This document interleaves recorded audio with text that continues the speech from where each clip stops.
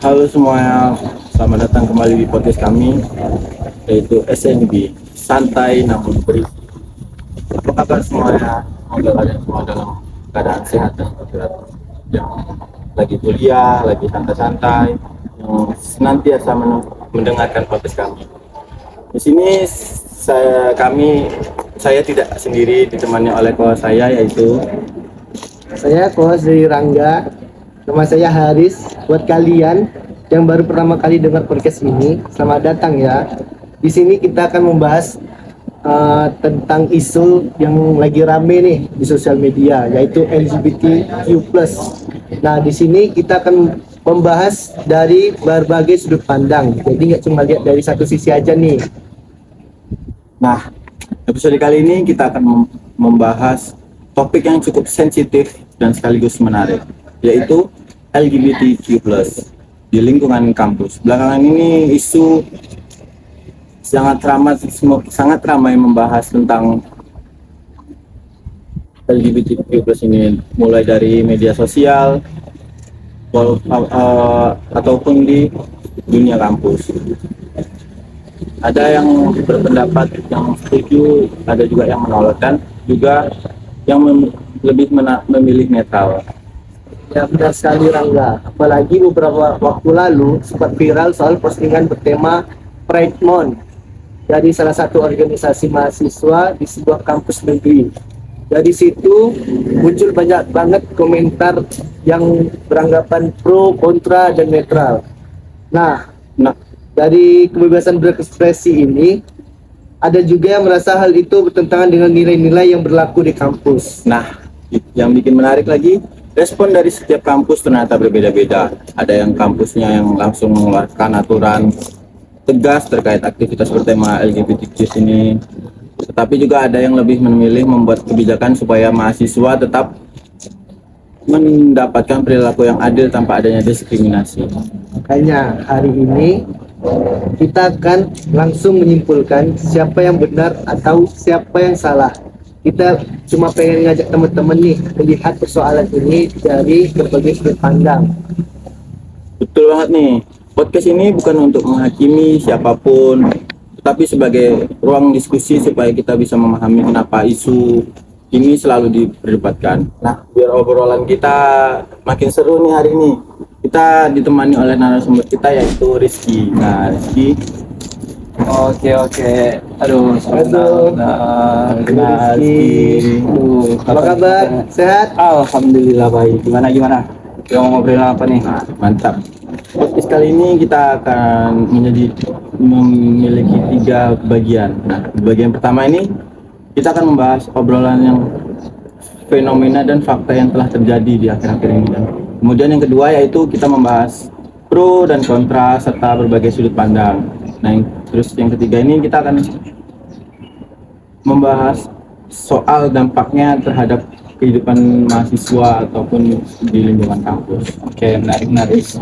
Nah, kalau baik itu kita lanjut ke segmen yang kedua. Nah, tanpa berlama-lama kita masuk ke segmen pertama. Oke Rizky, kalau menurut pandangan kamu nih, sebenarnya apa sih yang bikin isu LGBTQ+ ini muncul kembali di dunia kampus?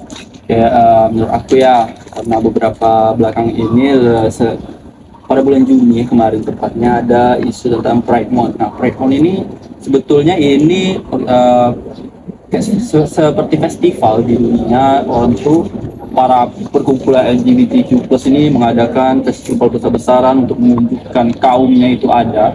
Nah, ini nih juga berdampak nih bagi di Indonesia tentang bagaimana kampus-kampus membahas ini. Nah, di situ ada pro dan kontra, ada perbedaan pendapat lah pokoknya di situ. Nah, itulah yang membuat LGBTQ+ ini beberapa akhir-akhir ini naik isunya gitu.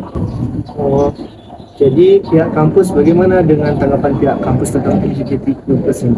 Nah, karena ini di pihak kampus tidak menyatakan bahwa itu sikap resmi dari mereka, tapi pihak kampus menekankan itu merupakan tindakan organisasi-organisasi tersebut dan tidak resmi dari pihak kampus, tapi pihak kampus sendiri tidak menutup ruang diskusi terhadap isu-isu ini. Oh, berarti dari pihak kampus nih berusaha mengambil posisi yang sangat hati-hati ya kan? Ya, karena ini isu yang sensitif.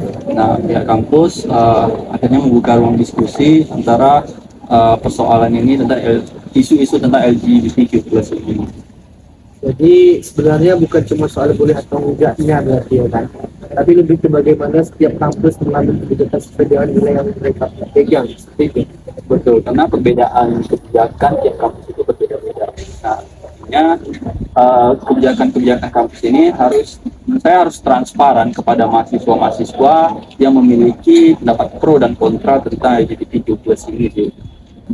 Itu yang bikin menarik karena kan ternyata dampaknya bukan cuma soal dari aturan kampus, tapi juga berpengaruh berpengaruh ke mahasiswanya berinteraksi satu sama lain. Betul sekali. Oke, setelah tahu fakta dan fenomenanya ini, kita lanjut ke segmen berikutnya, yaitu pembahasan dan analisis yang dari sudut pandang.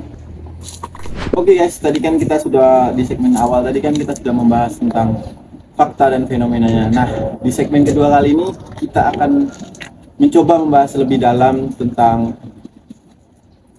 kita lihat dari berbagai sudut pandang biar penjelasannya nggak cuma dari satu sisi lain. Nah, menurut Rizky nih, kenapa sih ada mahasiswa yang mendukung supaya isu LGBTQ ini tetap bisa dibahas secara terbuka di kampus? Kalau dari yang aku lihat, kebanyakan mereka ini menganggap bahwa kampus itu merupakan tempat untuk belajar dan berdiskusi. Nah, artinya semua isu sosial termasuk LGBTQ+ ini menjadi topik yang sangat hangat untuk mereka diskusikan. Tapi konteksnya tetap dalam akademik, seperti mereka bisa mengadakan forum seminar ataupun diskusi penelitian yang terstruktur gitu. Jadi mereka beranggapan bahwa berdiskusi ini bukan berarti mereka langsung mendukung, melainkan mereka memahami beberapa pendapat dari yang kontra, dari yang pro ataupun kontra untuk dijadikan sudut pandang baru ke depannya. Jadi menurut aku gitu sih. Jadi intinya tuh mereka melihat kampus ini sebagai tempat bertukar pikiran spiritual. Nah ya, karena menurut mereka itu kampus ini merupakan sarana diskusi untuk mengembangkan pemikiran-pemikiran ke depannya, dan juga semakin meluas wawasan kita. Makanya mereka menganggap diskusi ini penting untuk dibahas walaupun isunya sangat sensitif, merupakan LGBTQ+ ini. Nah, tapi kan seperti yang kita tahu bahwasannya di dunia kampus ini banyak mahasiswa yang memiliki pendapat masing-masing nih. Nah, menurut Rizky ini gimana tanggapannya? Kalau tadi kan mahasiswa yang pro ya terhadap ruang diskusi. Nah, ada juga tanggapan tentang mahasiswa yang kontra. Nah, kontra ini biasanya mereka mengangkat nilai-nilainya dari budaya, terus dari nilai agama, nilai masyarakat di sekitar itu. Nah, kita tahu bahwa masyarakat Indonesia ini sangat menentang, di seluruh agama diajarkan sangat menentang tentang isu LGBTQ+ ini. LGBTQ+ ini jelas masuk ke ranah penyimpangan, sehingga para mahasiswa yang kontra ini beranggapan bahwa jika mereka memberi kesempatan ruang diskusi untuk membahas LGBTQ+ ini akan berdampak sedikit demi sedikit untuk membuka kesempatan pelaku LGBTQ+ ini berkembang di daerah mereka masing-masing. Itu sih.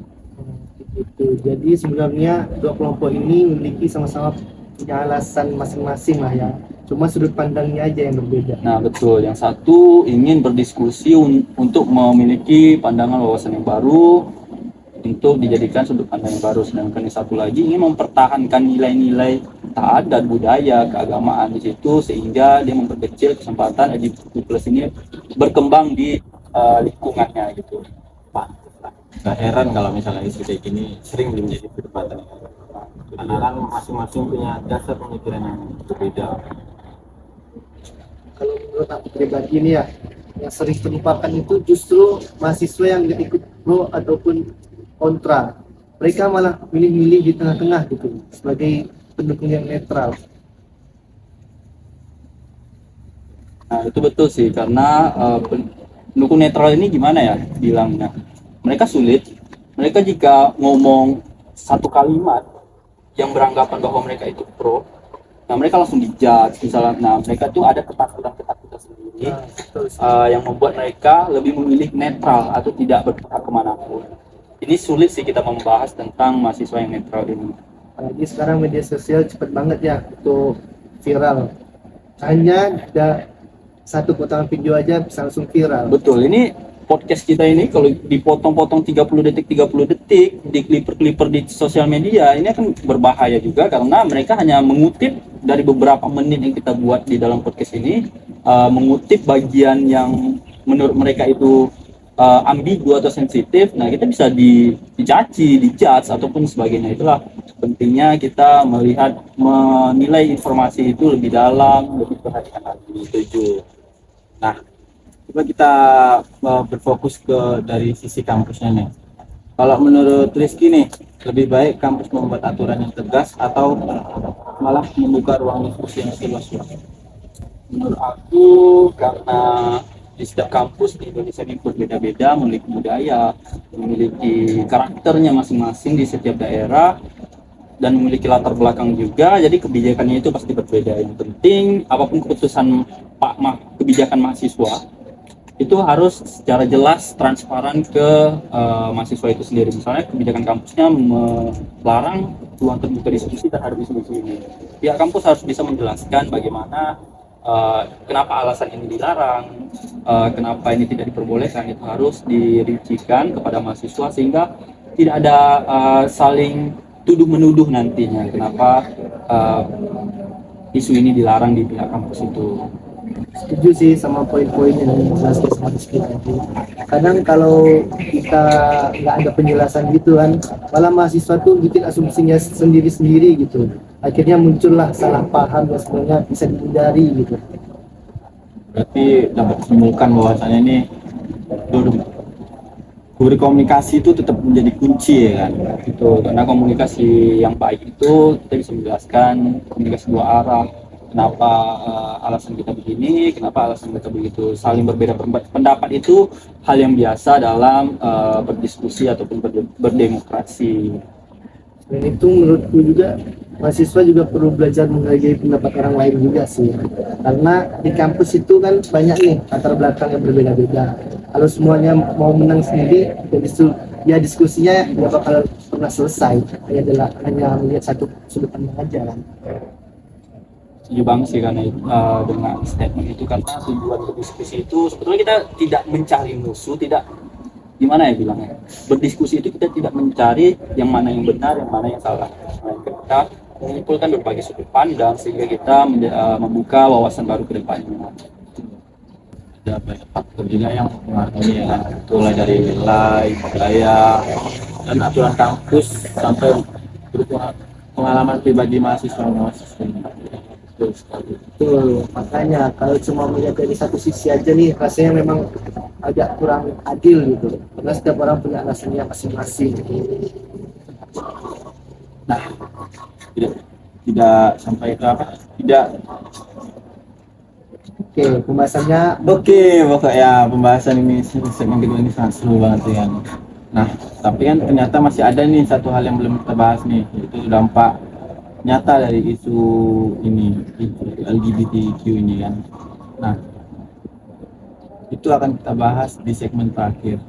Jadi jangan kemana-mana, kita akan masuk ke segmen ketiga. Teman-teman, tidak terasa di podcast kali ini kita sudah masuk ke segmen terakhir, yang awalnya tadi membahas tentang fakta dan fenomena, yang kedua yaitu tentang sudut pandang dalam mahasiswa di pro dan kontranya. Nah, di segmen terakhir kali ini kita akan membahas tentang dampak mahasiswa ini di kampus kayak mana. Nah, menurut Rizky nih, apa sih pengaruh isu ini terhadap kehidupan mahasiswa di kampus? Kalau menurut aku dampak yang paling terasa tuh di interaksi sehari-hari, karena ada beberapa mahasiswa jadi takut nih untuk berpendapat ataupun mengajukan argumennya karena mereka takut ada konflik ataupun ruang debat. Jadi mereka lebih ke menutup diri, yaitu tadi karena mereka lebih menutup diri sehingga mereka menjadi pihak netral. Jadi dalam mengekspresikan pendapat-pendapat mereka itu mereka jadi takut karena adanya isu. ya sih, menurut aku rasa begitu. karena kalau lagi nongkrong gitu ya kan, terus tiba-tiba ada yang bahas topik sensitif, biasanya ada yang memilih diam atau ada yang ikut ngobrol. Betul. Padahal kan kalau dipikir-pikir kan kampus ini kan mahasiswanya memiliki latar belakang yang berbeda-beda ya kan, dan juga eh, pendapatnya itu juga berbeda-beda ini ya. Tuh, Wajar. karena di ruang diskusi inilah kita bisa menerima perbedaan pendapat. Sebenarnya itu basic untuk diskusi, karena di diskusi ini nanti kita belajar bagaimana kita menyikapinya, menghargainya, sehingga setiap perbedaan itu tidak langsung dibalas dengan emosi, tetapi saling nyaman. Intinya ada interaksi yang tidak menjudge satu sama lain, itu sih menurut aku.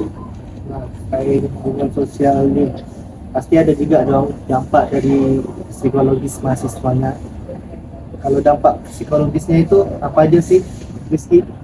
Nah, kalau untuk dampak psikologis ini, yaitu tadi secara tidak langsung mereka terdistract untuk jangan deh menyampaikan pendapat, nanti aku takut dijudge. Jangan deh nanti serupanya aku termasuk golongan ini, golongan itu. Nah, sehingga mereka lebih cenderung diam, tidak mempedulikan apapun terhadap isu-isu ini. Jadi psikologisnya mereka cuek acuh tak acuh gitu aja sih menurut aku.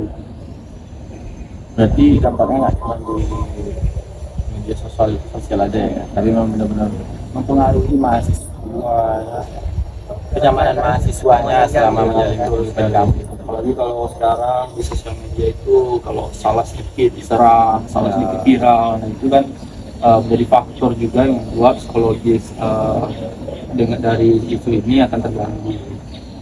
Betul sekali, Rizky. Nah, kalau dari sisi kampus sendiri, gimana sih pandangannya menurut kamu? Apa tantangan terbesar buat pihak kampus menghadapi isu-isu yang seperti ini, Rizky? Nah, tantangan terbesar dari pihak kampus itu sebetulnya ada di keseimbangan dalam menghadapi pendidikan. Di satu sisi, kampus juga memiliki budaya, memiliki nilai, memiliki karakteristik sendiri dari setiap kampus. Tapi di sisi lain, kampus juga harus berkembang terhadap ilmu pengetahuan dan ruang berdiskusi. Jadi kampus benar-benar harus bijak dalam mengambil kebijakan dalam isu ini sih. Berarti bukan pekerjaan yang gampang ya kayak gini kan. Karena kan setiap keputusan pasti ada yang mendukung dan ada juga yang mengkritik. Betul, makanya kembali lagi komunikasi itu hal yang paling penting, karena jika kampus memiliki kebijakan, mahasiswanya harus perlu tahu kenapa kampus ini memilih kebijakan itu. Mahasiswa harus tahu, mahasiswa harus kritis, mahasiswa harus mencari tahu agar komunikasi dua arah itu terjadi sehingga tidak terjadinya kesalahpahaman untuk ke depannya. Jadi sebenarnya semua pihak itu bertanggung jawab ya kan terhadap apa yang mereka yakini, bukan cuma kampus saja tapi juga mahasiswa. Betul sekali, tidak hanya kampus yang bertanggung jawab, tapi mahasiswa harus bertanggung jawab. Intinya kita harus saling memiliki tanggung jawab masing-masing dan saling menghormati pendapat masing-masing. Kita boleh berbeda pendapat, kita boleh setuju siapapun kita setuju, tapi jangan sampai perbedaan yang kita alami ini menjadi perpecahan ke depannya atau bahkan memutuskan hubungan pertemanan dari pihak mahasiswa pro dan kontra lainnya, sehingga itu akan memunculkan konflik baru lagi, sehingga itu akan berdampak negatif buat ke depannya. Betul sekali. Karena kan pada akhirnya kita semua datang ke kampus ini kan tujuannya untuk belajar, berkembang berkembang maksudnya, mempersiapkan masa depan. Kalau sudah Kalau suasana nyaman kampus gitu kan, nyaman kan tentu pasti itu juga terganggu kalau misalnya ada yang gitu kan. benar. Dan menurutku juga ya kan, kemampuan menghargai pendapat orang lain juga bagian dari proses belajar selama kuliah gitu. Ya semua pelajaran itu berasal dari buku, tapi bisa juga dari hal-hal yang lain. Kita pendapat juga. Setuju banget, karena justru di diskusi-diskusi sehari-hari kita ini mengangkat topik-topik ini sebetulnya suatu bentuk kedewasaan kita ke depannya, bagaimana kita menghargai pendapat orang lain, menghargai asumsi orang lain, argumen orang lain. Itu yang membuat kita ke depannya lebih kritis, lebih dewasa dalam menyikapi segala sesuatu tentang perdebatan kita ini. Dari pembahasan kita ini kita bisa melihat bahwasanya LGBTQ ini kan di lingkungan kampus ini memang punya dampak yang sangat cukup luas ya. karena kan bukan cuma soal aturan kampus tapi juga berpengaruh terhadap hubungan sosial mahasiswa, kondisi psikologisnya ya kan, cuman sampai suasana akademiknya secara keseluruhan. Nah, yang paling penting itu juga setiap orang punya hak untuk menyampaikan pendapatnya dengan cara yang baik, tapi juga punya tanggung jawab untuk tetap menghormati orang lain meskipun perbedaan pandangannya itu beda-beda. Nah, sekarang gantian deh bertanya. Kalau menurut host dan co-host berada di pihak mana ini tentang LGBTQ+ ini? Kalau aku sendiri nih ya kan, kontra sih terhadap LGBTQ+ ini karena tidak sesuai dengan kaidah agama Islam sendiri. Oh, gitu. karena Aku ada Islam, ya kan? faktor nilai-nilai agama di masyarakat gitu ya. Makanya kontra terhadap isu-isu LGBTQ+ di lingkungan kampus ini. Iya, benar sekali. Berarti dari Haris nih, kalau ada ruang diskusi itu menolak Nolak. secara mentah-mentah, berarti itu penyimpangan tidak boleh disebarluaskan di pihak kampus itu. Nah, karena itulah tadi tidak sesuai dengan kaidah. Nah, tuh, kita harus menghargai juga keputusan Haris begitu. Mana tahu keputusan mahasiswa lain juga berbeda terhadap pandangan-pandangannya tentang bagaimana lingkungan kampus ini mengangkat isu LGBTQ+ gitu juga kan. Kalau Rangga gimana nih? Kalau menurut aku ini pribadi sih lebih ke kontra sih, karena kan kayak kita tahu bahwasanya hal seperti itu kan menyimpang dari sudut kayak masa iya hal kayak gitu dinormalkan di dunia kampus ataupun di Indonesia seperti Indonesia ya kan. Betul. Apalagi di agama Islam seperti yang Haris bilang tadi kan sangat dilarang gitu. Nah, ya nggak ada salahnya karena ini merupakan pendapat Rangga, pendapat Haris itu, sehingga ya pendapat-pendapat mereka ini memunculkan ruang diskusi baru terhadap mahasiswa-mahasiswa yang pro nantinya kalau ada yang pro. Nah, menarik. Oh, misalnya ada pro bunuh sekarang ini. Nggak boleh sih. Itu bercanda teman-teman. Bercanda ya teman-teman, nggak terasa juga nih ya. Nggak terasa udah sampai di penghujung akhir podcast ini kan. Berarti dapat disimpulkan bahwasanya berdiskusi itu sangat baik untuk hal-hal seperti ini kan, sangat sensitif kan. Mungkin itu saja hasil dari podcast kami. Apabila ada percakapan dari saya sendiri ataupun dari narasumber, dari co-host kan, saya sebagai host meminta maaf sebesar-besarnya kepada penonton. Nah, sekian dari podcast kami akhiri. Wassalamualaikum warahmatullahi wabarakatuh. Waalaikumsalam warahmatullahi wabarakatuh.